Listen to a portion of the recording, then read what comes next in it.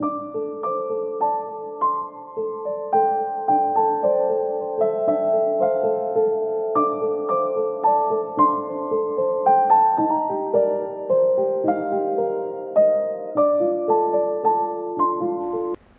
गीत पर मैं अपना विचार कुछ रखूँगा। अमन है इश्क मस्ताना, अमन को होशियारी क्या, रहें आज़ाद इस जग में, अमन दुनिया से यारी क्या। अमन है अमन निहम, इश्क इश्क में मस्ताना है, प्रेम में मस्ताना है। कौन सी इश्क? इश्क दो होता है, एक इश्क होता है चाम का, दूसरा इश्क होता है राम का। दोनों में बहुत फर्क है। चाम में इश्क करना गाजीपन है, राम में इश्क करना गाजीपन, वीर। चाम में जो इश्क हुआ वो मर्यादा को छोड़ा, भाग गया, भटक गया। ऐ शरीर का चाम थोड़े दिन में सिकन भरा हो जाता है। जिसको आप सुंदर या सुंदरी देखते हैं, कब तक वो ऐसे रहे? थोड़े दिन में उनमें विकृत आएगी। जितनी चमक दमक है क्षणिक है, और इसी में भटक करके जीव दुख भोगता है। ये शरीर हाड़ मांस, टट्टी पेशाब, नस रक्त का पुंज, व्याधियों का घर, उद्वेगों का घर, पीड़ाओं का घर।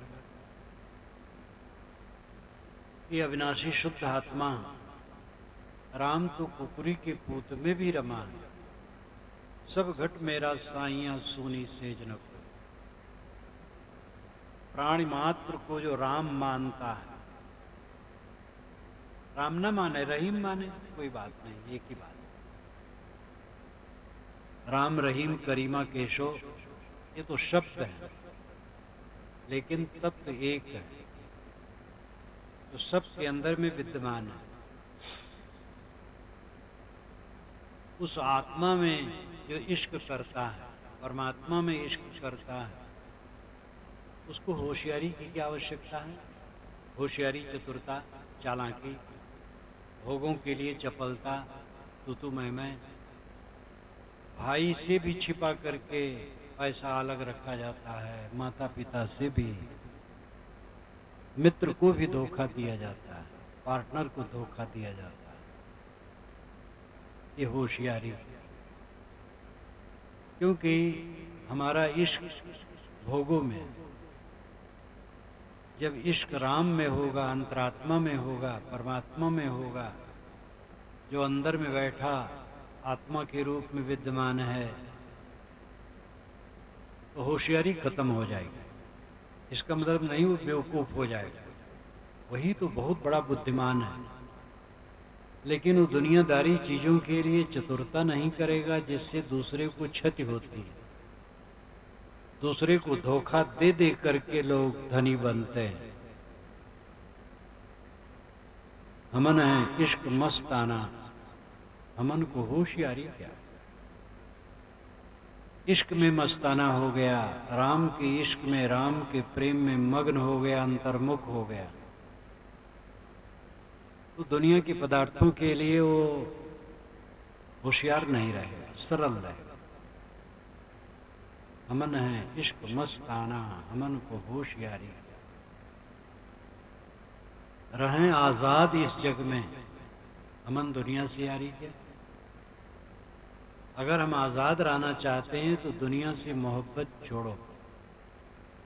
प्रश्न होता है दुनिया की मोहब्बत छोड़ देने का मतलब है बिल्कुल अस्वाभाविक हो जाना। यहाँ दुनिया की मोहब्बत का अर्थ है दुनियादारी की मोहब्बत। लोगों से प्रेम न करना ये नहीं है। जो दुनिया की मोहब्बत छोड़ देता है वो दुनिया भर को प्यार देता है। कबीर साहब की एक साखी है, मैं रोऊं या जगत को, मोको रोवे न कोई। मोको रोए सो जना जो शब्द विवेकी होए। मैं जगत के लिए रोता हूँ, लेकिन मेरे लिए कोई रोता नहीं। मेरे लिए वो रोता है जो शब्दों का विवेकी है। मोही आदमी अपने बच्चे के लिए, पत्नी के लिए रोता है, जगत के लिए नहीं रोता। जो निर्मोही होता वो जगत के लिए रोता है। मैं रोऊं या जगत को, मैं जगत के लिए रोता हूं। जो दुनिया का मोह छोड़ा वो जगत के लिए रोया। मोह का मतलब है एक जगह बंध जाना। जो एक जगह नहीं बंधता है, पूरा संसार उसका प्रिय हो जाता है। जो एक घर को छोड़ता है, दुनिया का सारा घर उसका हो जाता है। वो घर तो घर में तो रहना पड़ता है, घर छोड़ने की जरूरत नहीं। मन से घर को छोड़ो। घर को समझो मुसाफिर खाना। रहें आजाद इस जग में, अमन दुनिया से यारी क्या। अगर आजाद रहना चाहते हैं तो दुनिया की मोहब्बत छोड़ना होगा, और दुनिया की मोहब्बत करोगे तो आजाद नहीं रहोगे, स्वतंत्र नहीं रहोगे। सर्वम परवशम दुखम, सर्वम आत्मवशम सुखम, ये मनु स्मृत में लिखा है। परवस्था ही सब प्रकार दुख है, आत्म सुवस्था सब प्रकार सुख। आत्म सुवस्था उच्छृंखलता नहीं, हम जो मन होगा करेंगे, ये नहीं, विवेक से करें। स्वतंत्रता का अर्थ है काम क्रोध लोभ मोह का गुलाम न होना, राग द्वेष का गुलाम न होना, चित्त विवश न होना। हमारा चित्त विवश न हो, स्वतंत्र शांत रहे, ये स्वतंत्र। और व्यवहार में स्वतंत्रता बरतने से काम नहीं बनेगा। स्वतंत्रता में परतंत्रता है, परतंत्रता में स्वतंत्रता है। माता पिता गुरु पीर की मर्यादा मानो, अदब से रहो, लिहाज से रहो। परतंत्र होके रहो तो स्वतंत्र रहोगे, और स्वतंत्र होगे तो परतंत्र हो जाओ। सड़क पर चलो और कहो कि हम स्वतंत्र हैं, दाएं चले चाहे बाएं चले, तो गड़बड़ होगा। बाएं चलने के लिए परतंत्र रहो। मैं यहाँ 11 बजे आने के लिए परतंत्र था। 11 बजे के पहले ही अपने कक्ष से निकल करके आंगन में खड़ा हो गया था। कोई इधर से बुलाने नहीं गए, तो साथी ने कहा बुलाने की कोई बात नहीं, अब समय हो गया। कुछ काम बस कमरे में फिर गया, तब तक कई नौजवान पहुंच गए बुलाने। मैं कहूं मैं स्वतंत्र हूं, ये नहीं चलेगा। मैंने समय दिया है। मैं सहारनपुर से कहता मैं स्वतंत्र वहां नहीं जाऊंगा, ये कोई बात नहीं। इस परतंत्रता में स्वतंत्रता है। मर्यादा की परतंत्रता अच्छी। देखो इधर देवता बैठे, इधर देवियां बैठे, ये कोई परतंत्रता नहीं, एक मर्यादा है। घुल मिल करके बैठना अच्छा नहीं, इसलिए मर्यादा की परतंत्रता अच्छी है। मनुस्मृति में लिखा है कि नारी बचपन में माँ बाप के अधीन रहे, जवानी में पति के अधीन रहे, बुढ़ापा में पुत्र के संरक्षण में रहे। तो कितनी क्रांतिकारी स्त्रियां इसको बहुत कट रूप में लेती। एक ने तो लिखा कि नारी के लिए तो जहन्नुम ही अच्छा है। वो बिला समझ की बात है। माँ बाप के अधीन रहे बच्चियां, मर्यादा से रहे, वो छिंकल होके घूमे ना। युवती हैं तो पति के अधीन रहे। उन अधीन रहने में गुलामी नहीं, एक मर्यादा है। और वृद्धा हो गई तो बच्चों के अधीन रहे, बच्चे सेवा करेंगे। घट आकार की अपनी व्यवस्था है। एक पुरुष है, अकेले रात में नहर के पास पेड़ के नीचे बैठा, लेकिन एक स्त्री का बैठना ठीक नहीं। तो ये कोई गुलामी नहीं है, एक मर्यादा है, मर्यादा से चलना चाहिए। स्वतंत्रता का अर्थ है काम के अधीन न होना, क्रोध के अधीन न होना, लोभ मोह के अधीन न होना, ईर्षा द्वेष के अधीन न होना, चिंता फिक्र उद्वेग के अधीन न होना, शांत सुबसरा, सुबसता स्वतंत्रता। इस चीज को समझने की जरूरत है। शब्द मात्र से बोध नहीं होता है, उसकी व्याख्या होनी चाहिए, और व्याख्या भी समझ बूझ करके होनी चाहिए। कोई भी शब्द के अनेक अर्थ होते हैं, कथन प्रायः सापेक्ष होते हैं। सापेक्ष का मतलब है एक तरह। किसी ने पूछा किसी से, आप कितना पढ़े हैं, तो कहे थोड़ा बहुत पढ़ा हो। किसी ने कहा गोलमाल क्यों करते हो, सीधा बताओ। दूसरे ने कहा तो बिल्कुल ठीक कहते हैं, जिनसे ज्यादा पढ़े उनसे बहुत पढ़े हैं, और जिनसे कम पढ़े हैं उनसे थोड़ा पढ़े हैं। तो सारे कथन सापेक्ष होते हैं। आइंस्टीन का सापेक्षवाद विज्ञान में महत्वपूर्ण है, और अध्यात्म में भी एक की अपेक्षा से ही एक का बोध होता है। इसलिए स्वतंत्रता उच्छृंखलता नहीं, स्वतंत्रता है मन इंद्रियों पर सुबस रहना।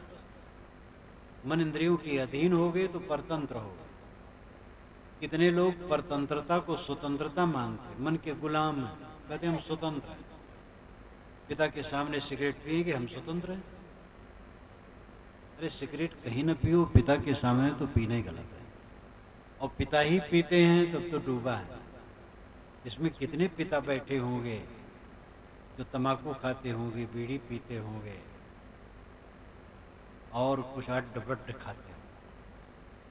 देवियों को धन्यवाद है, ये इससे बची हैं। हाँ, कोई कोई खाते हैं, लेकिन गलत करते हैं, ऐसा न कर। तो रहें आजाद इस जग में, हमन दुनिया से आरी क्या। जो बिछड़े हैं पियारे से, भटकते दर बदर फिरते। जिनको ये भ्रम है कि परमात्मा अलग है, मैं अलग हूं, वो एक ज्ञानी नहीं, भटक रहे। दर बदर, द्वार द्वार भटक रहे हैं। गया, बद्री, केदार, काशी, काबा भटक रहे हैं। भटक करके जैसे थे वैसे आ गए। मक्का गए, मदीना गए, घूम फिर करके जैसे थे वैसे आ गए। एक सूफी संत ने कहा है, वैसे भारत में भी कहा जाता है, भाई चारों धाम करके आ गए, लेकिन तंबाकू नहीं छूटा, क्रोध नहीं छूटा। जो बिछड़े हैं पियारे से, भटकते दर बिदर करते। जो ये समझते हमारा प्रीतम परमात्मा हमसे अलग है, वो भटकते हैं।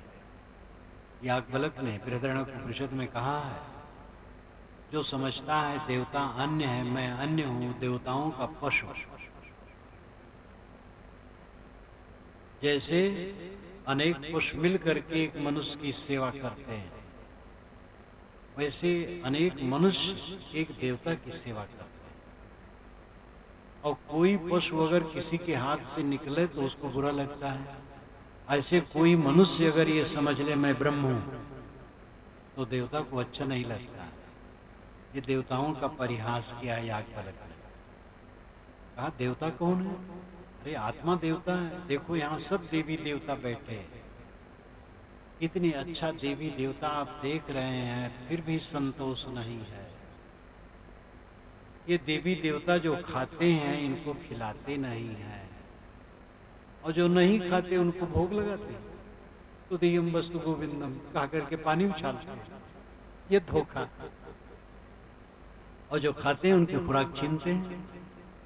ऑफिस में बैठे बिना घूस के काम नहीं लेते, भगवान के भगत हैं, लेकिन बिना घूस के काम नहीं करेंगे। और घूस जिससे लेते वो भगवान है, भगवान की खुराक छीन रहे हैं।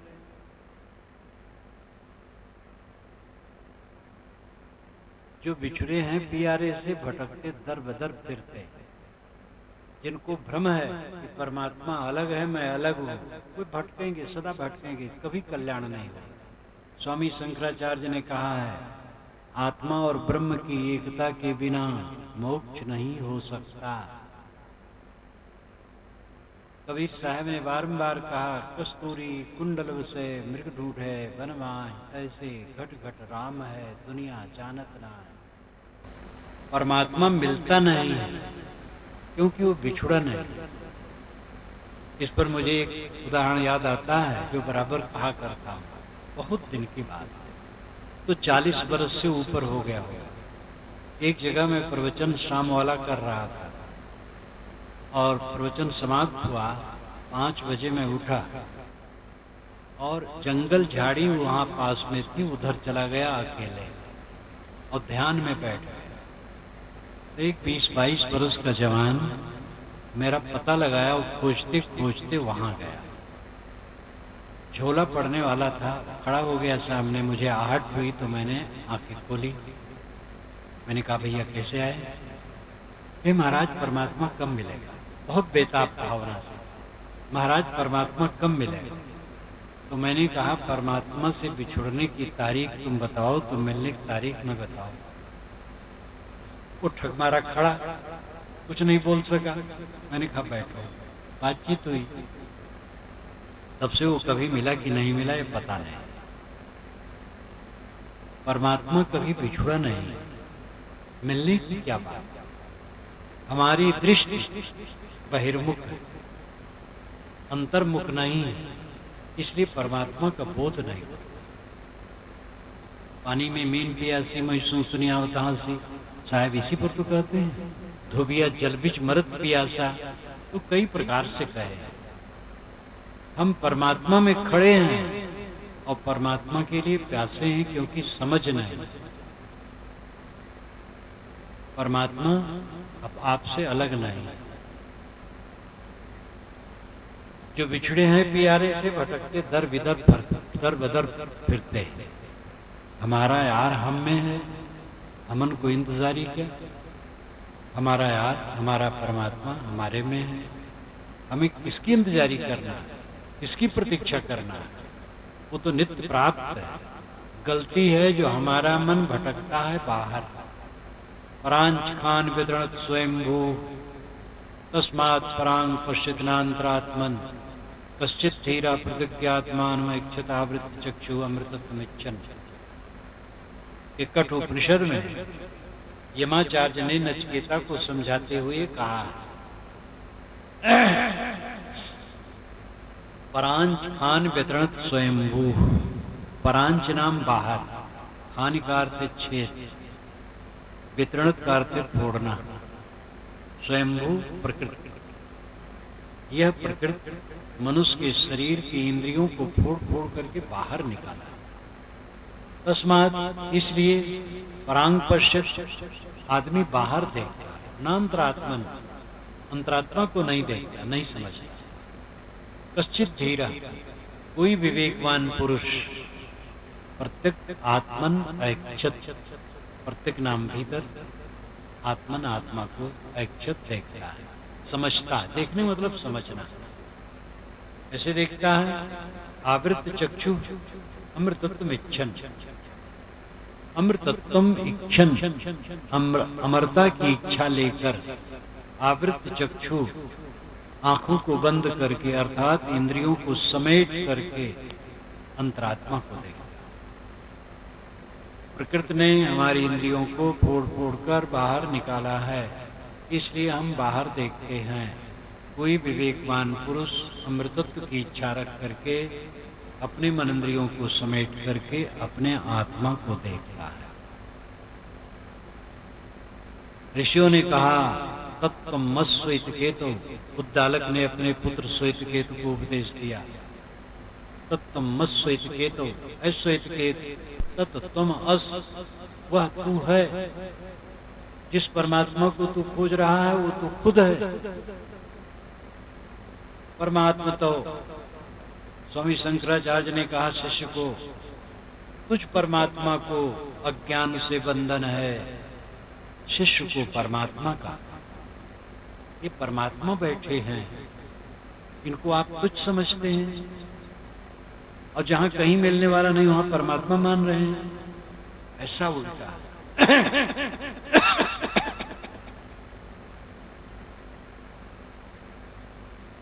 तो जो बिछड़े हैं प्यारे से, भटकते दर बदर फिरते, हमारा यार हम में है, हमन को इंतजारी क्या। खलक सब नाम अपने को बहुत कर सर पटकता, खलक नाम संसार, खलक माने संसार के लोग, खलक का अर्थ होता संसार। जिसे कहते हैं संसार डूबा है, संसार डूबा है का मतलब है संसार में रहने वाले मोह माया में डूबे हैं। ऐसे खलक, खलक सब नाम अपने को बहुत कर सर पटकता है। दुनिया के लोग अपने नाम की महिमा के चक्कर में हमारा नाम चल जाए। जिसके लड़का नहीं होता है तो कहते हैं नाम कौन चलाएगा, लड़का नाम चलाता है। कितनी पीढ़ियों को आप जानते हैं, 3 पीढ़ी के ऊपर जानने वाले बहुत कम हो। अपने पिता का नाम और पिता के पिता का नाम और पर पिता का नाम कोई कोई जानता हो। क्या नाम चलाता है? नाम में क्या रखा, नाम है क्या? कुछ अक्षरों का जोड़ कागज स्याही से लिख दिया गया और आवाज किया गया तो हवा में मिल गया। क्या इसमें धरा है? क्या नाम में हूं? नाम काल्पनिक है, रूप काल्पनिक है, आत्मा अजर अमर शुद्ध बुद्ध। लेकिन आदमी भटकता है, अपने नाम को चाहता है कि लोग जाने। खलक सब नाम अपने को बहुत कर सर पटकता है। हमन गुरज्ञान आलिम है, हमन को नामदारी क्या? हम तो गुरज्ञान के आलिम हैं, गुरु के ज्ञान को समझते हैं, आत्मा को समझते हैं। ये हड्डी मांस के नाम की क्या जरूरत है हमें?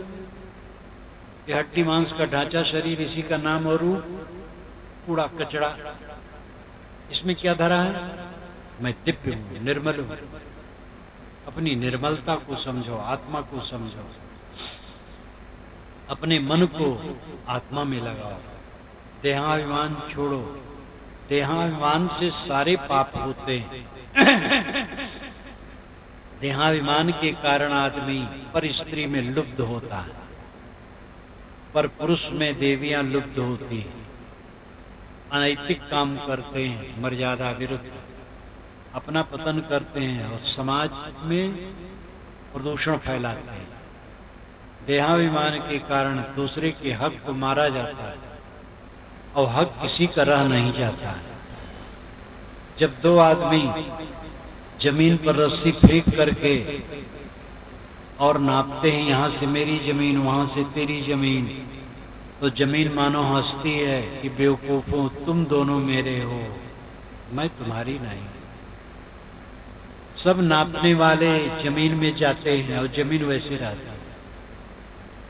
जिस जमीन को हमने अपने नाम से रजिस्ट्री करवाई है, अरबों खरबों लोगों के नाम से उसकी रजिस्ट्री हो चुकी, अरबों खरबों के नाम से उसकी रजिस्ट्री होगी।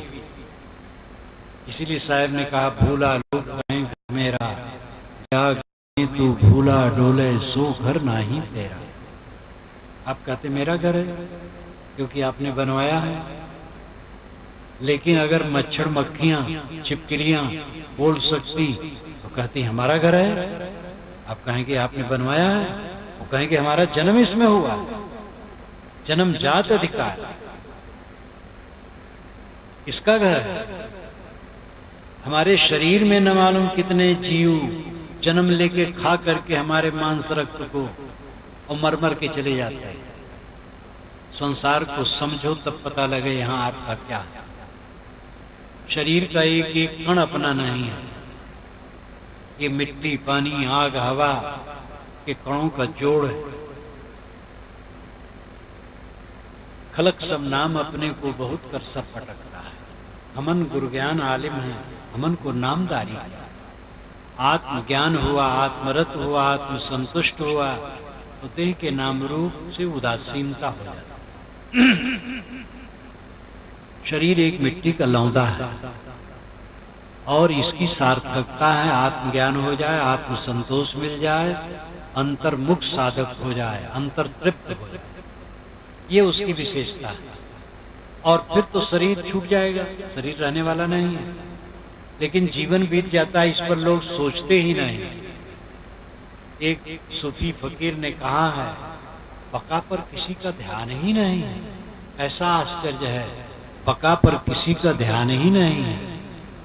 संस्कृत में शेष कहते हैं, अरबी फारसी में बका। शेष बचा हुआ, बका बाकी। शेष भगवान, शेष साई विष्णु भगवान हैं, आप सुने होंगे। सांप पर सोते, सांप पर कोई सोएगा? शेष का मतलब बचा हुआ, जो बचे हुए में विश्राम करे वो विष्णु भगवान है। बचा हुआ कौन है? कोई भी गणना, कोई भी संख्या हो, विभाग करते जाओ, विभाग हो जाएगा जब तक डबल रहेगा। जब सिंगल होगा तो शेष, छोड़ते छोड़ते जो बच रहा वो शेष। आत्मा शेष है। आप सबको छोड़ो, सबका मोह छोड़ो, सबको छोड़ो, सब छोड़ दिए, शेष रह गए। ये जो शेष अवस्था है ये विष्णु है। विष्णु वेद के अनुसार सूर्य। आप लोगों ने सुना होगा, विष्णु भगवान ने बामन का रूप बना करके बलि को छल लिया। विष्णु भगवान जब दुनिया भर के मालिक थे, तो अगर उनको राज लेना होता तो बामन से कह देते, भाई तुम हट जाओ, मैं राजा रहूंगा। वो छली क्यों बनेंगे? लेकिन बलिछलन विष्णु का एक नाम ही हो गया। पुराणों ने बड़ी गड़बड़ियां मचाई। ऋग्वेद में 2 दर्जन बार 3 कदम रखने की बात आई। विष्णु के 3 कदम, ये 2 दर्जन बार आया। मैंने वेद क्या कहते में लिखा है। 1 दर्जन तो खुल करके है और 1 दर्जन उर्गाय उर्क्रम कह करके है। उर्गाय उर नाम बहुत, गाय नाम गाना, जिसकी बड़ी प्रशंसा की जाती है विष्णु के 3 कदमों की। और उर्क्रम यानी क्रम नाम चलना, बहुत चलना, 3 कदम से चलना। तो 1 दर्जन बार तो ऐसा है और 1 दर्जन बार खुलासा है। और उसमें एक मंत्र ऐसा है जिसको पंडित लोग अपने कर्म कांड में भी प्रयोग करते हैं।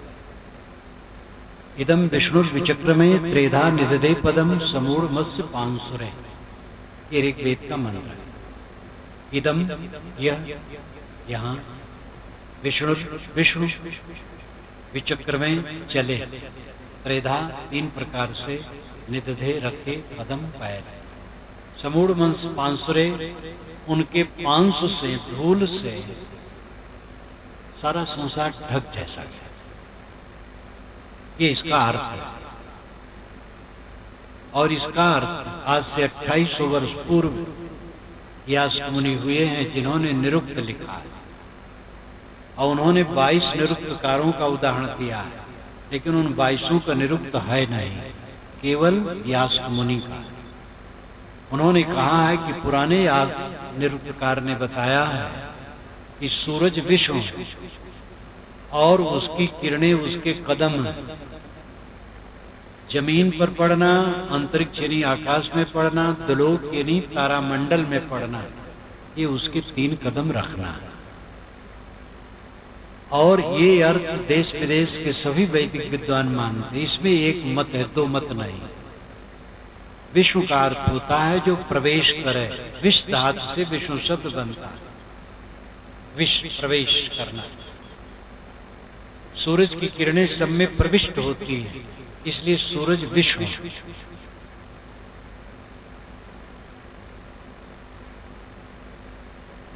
राधापति, वेद में आया राधापति।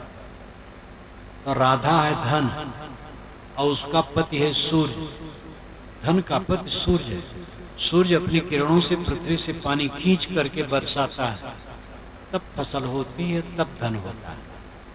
इस प्रकार राधापति सूर्य को कहा गया है। लेकिन राधा माधव भक्त लोग कहते देखो वेद में हमारी भक्ति लिखी हुई है। इसी प्रकार ईशावास्यमिदं सर्वम शुक्ल यजुर्वेद के 40वें अध्याय का पहला मंत्र है। तो ईसाई कहते देखो आपके वेद में लिखा है ईशावास्यमिदं सर्वम, ईसा का नाम वेद में आया है। मैंने एक ईसाई से कहा कि भाई ईसा मसीह के जन्म के हजारों वर्ष पूर्व ये मंत्र बना है, ये ईसा नहीं ईशा, और ईशा स्त्रीलिंग शब्द है। ये जगदम्बा और शक्ति के लिए अर्थ किया जा सकता है, लेकिन रूढ़ है ईश्वर से। इसी प्रकार रामाकृष्ण औषध है वेद में, तो ये रामकृष्ण जो आज जपते हैं आप वो नहीं है।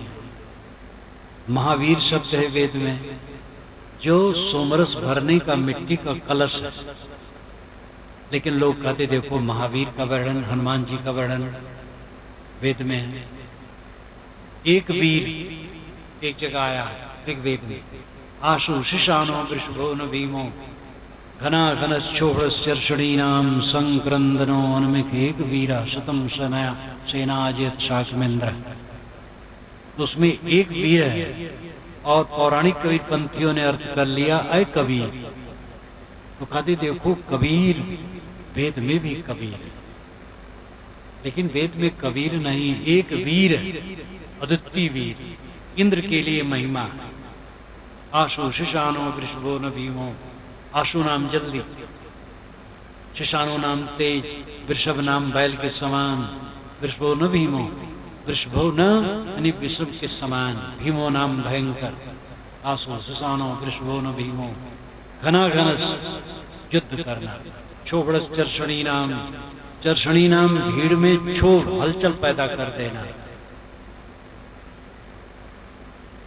आशु शिशानो वृषभो न भीमो घना घनस क्षोभड़स चर्षणी नाम संक्रंदनो, संक्रंदन चिल्लाना, संक्रंदनो अनमिष पलक झपते ही कूद पड़ना, अनमिष एक वीर अद्वितीय वीर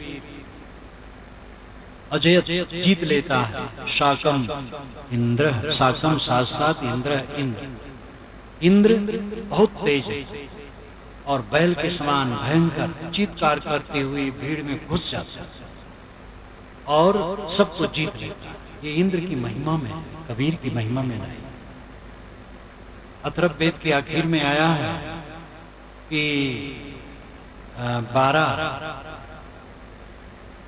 12 ऊंट या 12 कुछ ऐसे, इस समय याद नहीं, मैंने लिखा है। तो कुछ मौलवी कहते देखो 12 बीबियां हजरत मोहम्मद की हैं, ये आपके वेद में है। मैं कहता हूँ भाई वेद में वो नहीं है, हजरत मोहम्मद तो वही 1400-2800 वर्ष हुए होंगे, और ये सब हजारों वर्ष पुरानी बात है। तो वेदों का दुरुपयोग सब लोग खूब करते हैं। विष्णु सूर्य वेद के अनुसार, उसकी किरणें उसके पैर हैं, और पृथ्वी अंतरिक्ष और त्रिलोक चंद्र यानी तारामंडल में पड़ना उसके 3 कदम रखना, कोई दूषण नहीं। सतपथ ब्राह्मण में विकार आया, मैंने वेद में सब विवरण दिया, विष्णु के 3 कदम पर मैंने सब लिखा है। सतपथ में आया है तो वहां विष्णु को थोड़ा छलिया बनाया गया है, कथा कहने का समय नहीं। उसके पश्चात 52 पुराण बना 10,000 श्लोकों का, उसमें तो अति कर दिया गया। 52 बल के पास गए और कहे कि मुझे कुटिया बनाने की जमीन चाहिए। कहे महाराज ले लो, कितना चाहिए? कहे 3 कदम। कहे नाप लो, तो विराट स्वरूप बना करके पूरी दुनिया नाप ली, धोखा दिया। ये सब धोखा पट्टी की बात वेद में नहीं। पुराणकारों ने बड़ा गड़बड़ किया।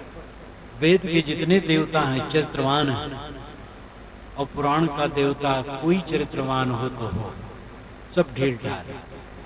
क्योंकि पुराण के लेखक ढील ढाल, तो अपना देवता भी उनका ढील ढाल। आपका भगवान कैसे होता है? जैसे आप होते हैं।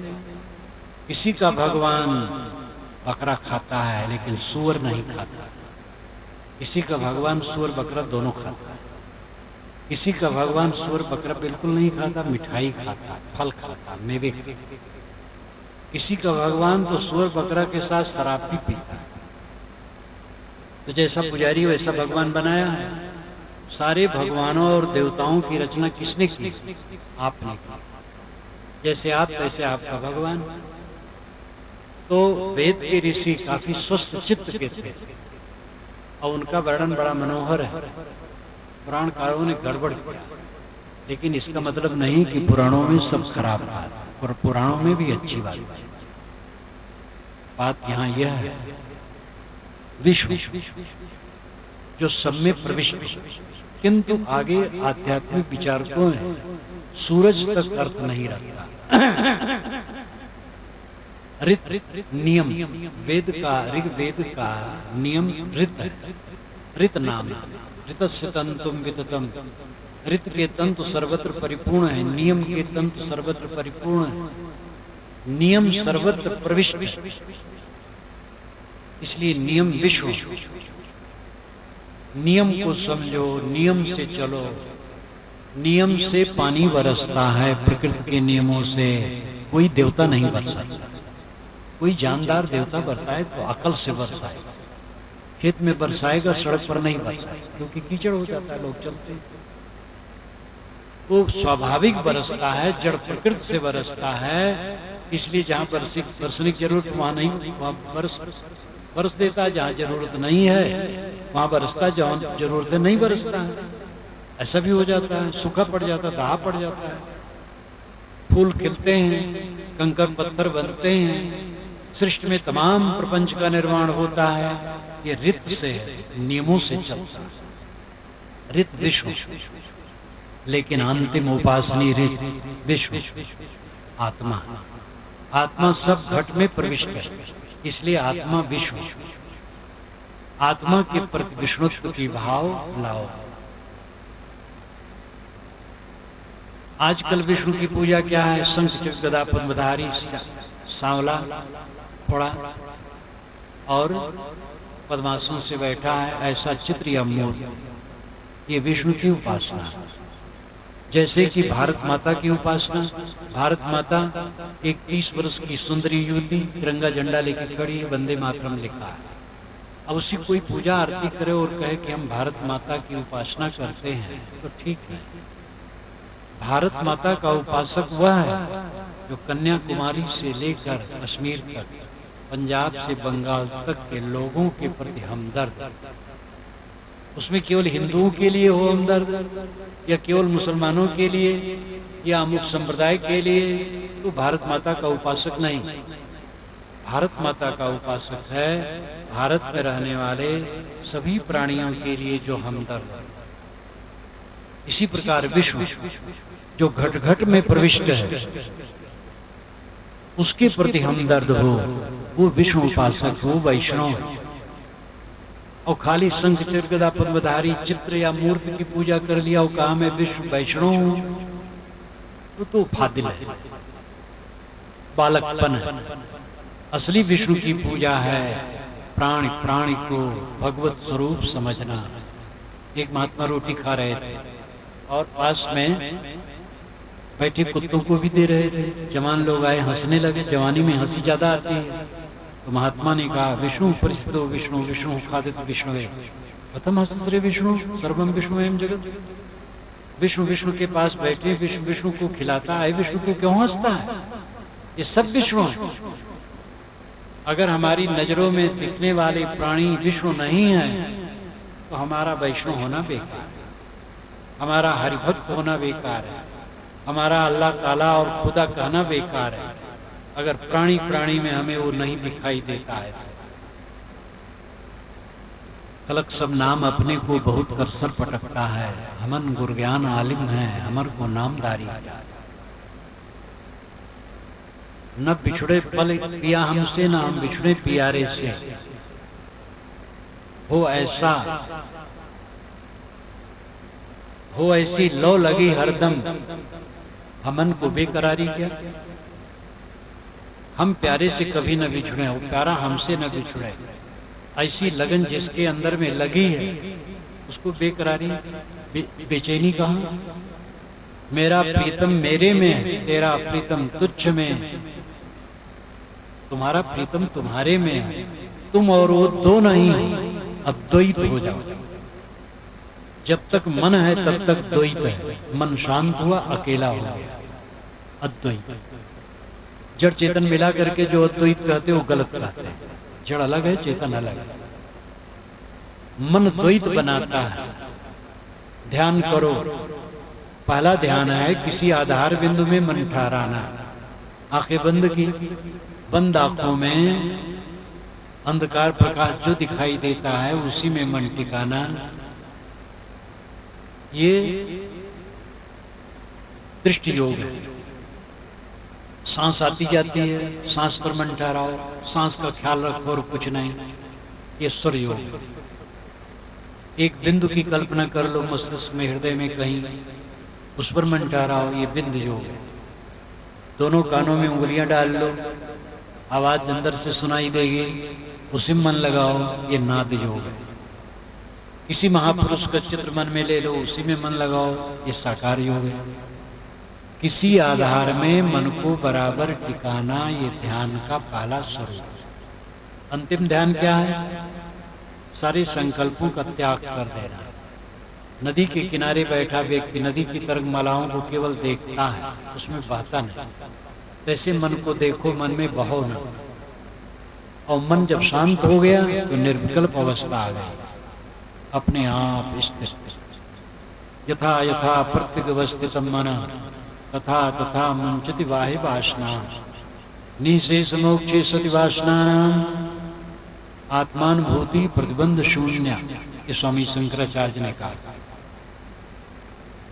यथा यथा प्रत्यवस्थितम मन, यथा यथा जैसे जैसे, प्रत्यक भीतर, अवस्थितम स्थित मन, जैसे जैसे मन हमारा भीतर स्थिर होता जाएगा, तथा तथा मुंचति वाहि वासना, वैसे वैसे बाहरी वासनाएं शांत होती जाएंगी। निशेष मोक्षे सति वासना नाम, सारी वासनाएं जब पूरी की पूरी शांत हो गई, आत्मानुभूति प्रतिबंध शून्य, फिर आत्मा प्रतिबंध शून्य मोक्ष का आनंद का अनुभव करता है। तो संकल्प द्वैत खड़ा करता है। संकल्प शांत हो गया, सारी यादगिरियां शांत हो गई, तो शेष रह गया, बका रह गया, और वही विष्णु है, वही परमात्मा है। कबीरा इश्क का माता दुई को दूर कर दिल से, ये चलना राह नाजुक है, हमन सिर बोझ भारी क्या। कबीर साहब कहते हैं मैं इश्क का माता हूं।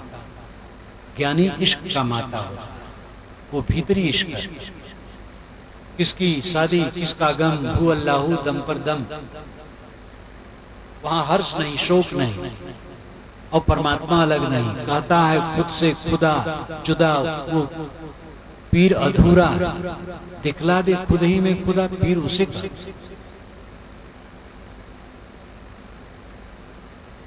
जाहिदे गुमराह का मैं किस तरह रहा हूं, वह कहे अल्लाह है, मैं कहूं अल्लाह हूं। वो कहता अल्लाह है, मैं कहता हूं अल्लाह हूं। अल्लाह परमात्मा अलग नहीं है, आपका स्वरूप। अनलहक मंसूर ने कहा, महासंत मंसूर, जाहिल लोग नहीं समझ पाए, उसे मार डाला। भारतवर्ष का विचार उदार, यहाँ बुद्ध ने, महावीर ने, वेदांतियों ने आत्मा को माना। बुद्ध ने आत्मा अपने ढंग से कहा, अत्ता ही अत्तनोनाथो अत्ता ही अत्तनोगत, आत्मा ही आत्मा का स्वामी है, आत्मा ही आत्मा का प्राप्तव्य। लेकिन इनको कोई मारा नहीं, इनको पूजा। कबीर साहब ने सबका खंडन किया प्रपंच का, तो कबीर साहब संत शिरोमणि कहलाते। भारतीय परंपरा में जो विचारों की उदारता है पूरी दुनिया में नहीं, और इसकी बड़ी आवश्यकता है। हाँ, भारतीय परंपरा में एक कंजूसी रही जात पात की, वैदिक युग में तो नहीं थी, बीच में आई, अब घट रही है। इसको समाप्त करो। जात पात एक है, जात नाम पैदा होना, मनुष्य की जात एक, मनुष्य से मनुष्य मिले, प्रेम की बात करे, जात न पूछे। जात पूछ करके मनुष्य की कीमत मानना महापाप है। आचार विचार देख करके व्यवहार लो, जिसका आचार विचार ठीक ना हो व्यवहार ना लो। जात क्यों पूछते हो? जात तो एक है मनुष्य। नीम कटहल आम अमरूद को देख करके पता नहीं पाते हो कौन सा पेड़ है? अब आदमी को नहीं पहचान रहे, आदमी की जात पूछना है। इसलिए मनुष्य को मनुष्यता की दृष्टि से देखो। कबीरा इश्क का माता दुई को दूर कर दिल से। दुई को दूर कर दिल से ध्यान देने योग्य है। दुई को जब तक दिल से दूर न करोगे तब तक कोई स्थिति न मिलेगी। द्वैत मन का मोह द्वैत में हो, दूसरे में हो। मोह मिटे बिना ये दशा नया है। और मोह भ्रांति पूर्ण, मोह जीव को भटकाता है। मोह सकल व्याधिन कर मूला, गोस्वामी जी ने कहा। कबीर साहब ने कहा माया मोह बधा सब लोई, कहीं कबीर ते उबरे जाहि न मोह समाए। वही उबरता है जिसके मन में मोह नहीं समाता। कबीरा इश्क का माता द्वैत को दूर कर दिल से। दिल से द्वैत को दूर कर दो। अनात्म अनित्य वस्तुओं का मोह छोड़ दो। ये चलना राह नाजुक, अंतिम में बहुत सावधान कर रहे हैं साहब। ये रास्ता नाजुक है। हमन सिर बोझ भारी क्या, अगर सिर पर बोझा भारी लेके चलेंगे तो नहीं चल पाएंगे। इस पर वेद का एक मंत्र याद आया, अस्मन्वती रेते समरवत मुत्तिष्ठता सखाया। अत्रा जहां में असन्न सेवा सिवान वै उत्तरे वायुवाजा। अस्मन्वती रेते, अस्मन पत्थर, वती भरी।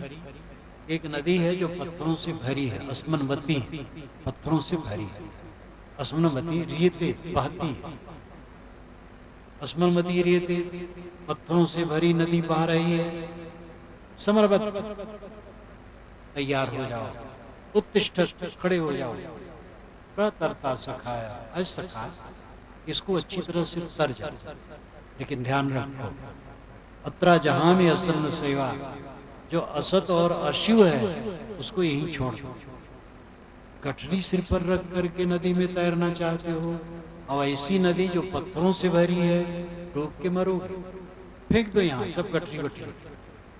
शिवान वै मत्रे वाजान, जब तुम पार हो जाओगे तो शिवान मंगलमय, वाजान अन्न धन आत्मज्ञान बोध विचार का जो फल है वो मिल जाए।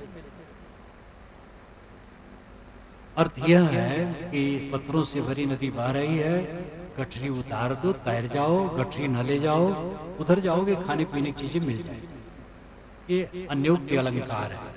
इसका अर्थ है ये संसार पत्थरों से भरी नदी, बाहर भीतर दोनों तरफ। मन महाजंजाल का घर है। ये संसार महाजंजाल, पत्थरों से भरी नदी है। उठो। ऋषि कहते हैं, अय मित्र तर जाओ। लेकिन अत्रा जहां में असन्न सेवा, जो असत और अशिव है यही छोड़ दो। तुम दुनिया भर का मोह बटोर करके चलना चाहते हो, पार होना चाहते हो। ये तो रास्ता एक का है। ये तो पता है प्रेम का खाला का घर ना है। शीश उतारे भुई धरे, सो बैठे घर में आए। ये खाला का घर नहीं है, ये प्रेम का घर है। और इसमें दो नहीं समाता है, एक ही पहुंचता है। भक्त द्वारा सांकरा राई दसवे भाई, मन तो मैगल होए रहा कैसे आवे जाए। ये अहंकारी मन कैसे पार पाएगा। तरबे को है दीनता, डूबन को अभिमान। ये चलना राह नाजुक, कल्याण का पथ नाजुक रास्ता है। बोझा लेके न जाओ, सब छोड़ दो। तो क्या छोड़ दो? खाना पानी छोड़ दो, घर द्वार छोड़ दो। हम लोग घर द्वार छोड़ते दूसरे घर द्वार में रहते हैं, और हम भी खाते हैं, कपड़ा पहनते हैं। तो जो घर द्वार छोड़े हैं वो छोड़ करके काम करें, जो घर में है वहां काम करें। अंत में सबको शरीर छोड़ना है। साधु लोग संसार से जाएंगे, गृहस्थ नहीं जाएंगे, सबको जाना है। इसलिए बका पर ध्यान दो। अंत में क्या शेष रहेगा जब मेरा शरीर नहीं रहेगा तब।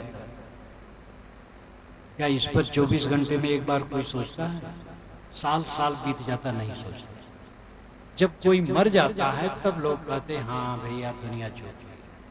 और कोई योग्य व्यक्ति मर जाए तब ज्यादा लगता है, परंतु थोड़े में भूल जाते हैं। कई जगह तो लाश पड़ी रहती है और दो भाई लाठी उठा लेते हैं हिस्सा के लिए। इतनी बदहवाशी। अन्य हनि भूतानि गच्छन्ति यमालयम शेषास्थावर में चंद के मास मता परम। रोज रोज प्राणी हम लोग को जाते हैं, लेकिन जो बच्चे हैं वे चाहते हम यहीं रहें। इससे बड़ा आश्चर्य और क्या हो। ये चलना राह नाजुक, ये जो स्वरूप स्थित आत्म स्थित परमात्मा लीनता का रास्ता है नाजुक।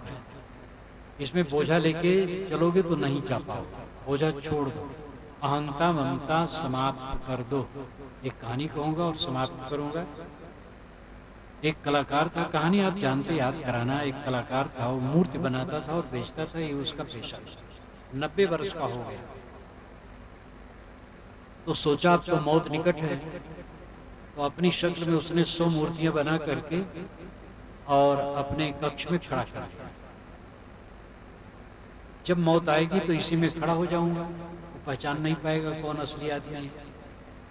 मौत आई अपने शागिर्दों के साथ, वो खड़ा हो गया, उसमें समझ नहीं पाई असली आदमी कौन है। लौट गई, यमराज से कही। यमराज ने मौत को बताया, युक्ति बता दी, अब जाओ। तो अपने साथियों के साथ मौत फिर कलाकार मूर्तियों में खड़ा हो गया। एक साथी ने कहा कि वाह, मूर्तियों का बनाने वाला तो क्या पूछा, बहुत बड़ा कलाकार है, ये मूर्तियां मालूम होती अभी बोल देंगे। दूसरे ने कहा हाँ, लेकिन इसमें एक भयंकर खामी है। कलाकार ने कहा क्या खामी है? मौत ने कहा पकड़ो पकड़ो, यही आदमी है। उसका अहंकार जग गया। बात समझाने का तरीका है। यमराज कोई बाहर नहीं, मौत कहीं बाहर नहीं, हमारा अहंकार हमें पकड़ा देता है। जब तक अहंता ममता न छूटेगी तब तक आत्मलीनता परमात्मलीनता न होगी। और याद रखें, आपका परमात्मा, आपका राम, आपका खुदा, आपका गाड आपसे अलग नहीं है। आप उसी में हैं। अब आप में वो है जो तिल माही तेल है, जो चकमक में आग, मेरा साईं तुझ में जाग सके तो जाग। इसी के साथ अपनी वाणी को विराम।